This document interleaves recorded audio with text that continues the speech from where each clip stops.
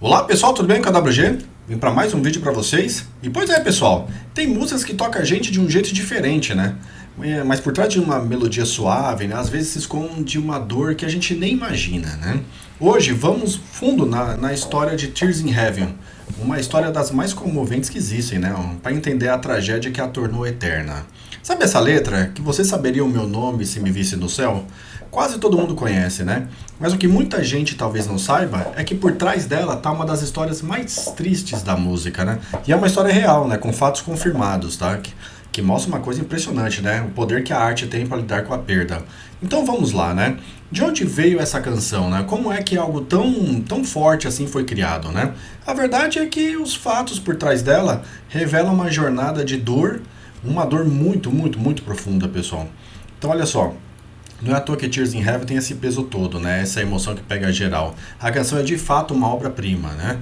Mas é uma obra-prima que nasceu de um dos piores tipos de perda que pode existir, né? Então, para a gente entender bem essa história, a gente precisa conhecer as pessoas que estão no centro de tudo isso, né? Vamos falar sobre o Eric Clapton, né? A Lori e o pequeno Connor, né? Então, de um lado a gente tem Eric Clapton, né? Uma lenda, né? Um dos maiores guitarristas de todos os tempos. Do outro, Lori Del Santo, né? Uma modelo e atriz italiana bem conhecida, tá? E no final dos anos 80, os dois tiveram um relacionamento. E em 1986 nasceu o filho deles, né? O Connor. E essa paternidade tinha um peso especial para o Clapton, porque ele vinha de uma longa batalha contra vícios. E essa relação com o filho era quase que uma chance de recomeçar, né? Os relatos da época confirmam mesmo, ele estava se esforçando muito para ser um pai presente, né? Fortalecer de verdade aquele laço com o garoto. Só que esse vínculo que estava crescendo e se fortalecendo foi interrompido, né? De forma trágica até, em um dia em que literalmente mudou tudo, né? Para sempre. Então a gente está em Nova York, né? Dia 20 de março de 1991. E o dia tinha tudo para ser especial. Começou com aquela expectativa boa de um encontro entre pai e filho, né? E o Connor, ele tinha só 4 anos e meio. Então pensa só, né? Aquela idade da mais pura inocência, né? De descobrir o mundo. E o que torna tudo isso ainda mais chocante, pessoal, é o local. O acidente aconteceu no 53º andar, né? De um prédio. 53 andares, né? Então a sequência de fatos que foram confirmados é simplesmente devastadora, né? Uma janela do apartamento foi deixada aberta, né, por um funcionário da limpeza. O pequeno Connor estava brincando ali por perto e caiu, né? E o mais cruel de tudo é que o Eric Clapton estava chegando, né? Questão de minutos para pegar o filho para um passeio no zoológico. Então foi nesse momento que ele recebeu a notícia de que acabou com a vida dele como ele a conhecia, né? Depois de uma perda dessas, o que se faz, né? O Clapton simplesmente se retirou de tudo, né? Sumiu. Ele precisava de um tempo para tentar processar uma dor que, sinceramente, não tem palavra que descreva, né? Foi um período de isolamento total, né? Longe de tudo e de todos. E as fontes da época, pessoal, confirmam que foram meses de uma dor absurda, uma busca silenciosa, né? Assim, para tentar encontrar um jeito de tentar continuar. E a salvação, se é que se pode dizer assim, né?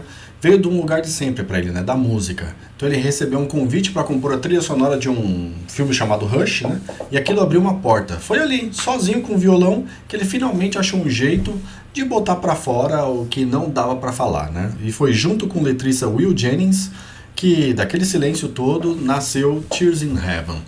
Isso aqui, pessoal, é muito importante para entender a música, né? O próprio Clapton já disse várias vezes, essa canção não foi feita para fazer sucesso. Não era esse o plano, né? Foi nas palavras dele mesmo uma tentativa de sobreviver ao luto. Simples assim, né? Ela sobre sobrevivência. Mas infelizmente a dor dessa história não para por aí, né? A mãe do Connor, né, a Lori Del Santo, ainda passaria por outras perdas terríveis na vida dela. E também são fatos confirmados, tá, pessoal? Uma história de muita dor, né? Alguns anos depois, a Lori teve um filho prematuro com Richard Krajewski, né, um tenista, né? E o bebê, infelizmente, faleceu por causa de uma infecção. E em 2018, outra tragédia, né? Quase inacreditável também. O outro filho dela, Lauren, de apenas 19 anos, tirou a própria vida. Então a própria Lori veio a público contar que o filho dela sofria de anedonia. É um nome complicado, mas é uma condição que é ligada a um quadro de depressão muito severos em que a pessoa simplesmente não consegue sentir prazer em nada. Isso ajuda a gente a ter uma dimensão da luta que o jovem passava, né? Então essa música, né, vamos voltar à música, né? A música deixou um legado, né? Mas a relação do Clapton com ela foi mudando conforme o tempo, né? Durante muitos e muitos anos, Tears in Heaven era presente certa, né? Era presença certa nos shows dele. Mas em 2004 ele tomou uma decisão. Parou de tocar música, né? A explicação dele foi muito honesta. Ele disse que sim, que sentia que o processo de luto dele tinha chegado ao fim. Ele encontrou a paz que ele procurava. E, assim, infelizmente ele não sentia mais aquela dor, né? E continuar cantando parecia que não era mais verdadeiro para ele. Então, pra gente fechar, pessoal, qual é o coração dessa história toda, né? Primeiro, a morte trágica do Conor Clapton, né? Lá em 1991. Segundo, o impacto gigantesco que isso teve no pai, né, o Eric Clapton. Terceiro, a criação de Tears in Heaven como uma resposta a essa dor, né, vamos dizer, né. E por fim, a gente não pode esquecer das outras perdas terríveis, né, que a mãe Gloria Del Santo também enfrentou. No fim das contas, pessoal, o que essa história mostra é algo muito poderoso, né. É sobre como a arte consegue pegar a dor mais pessoal, mais íntima que existe e transformar numa mensagem universal. É uma mensagem sobre amor, sobre perda e também sobre a esperança, né? Que acabou conectando milhões de pessoas no mundo todo. E é com isso que a história de Tears in Heaven deixa a gente pensando, né?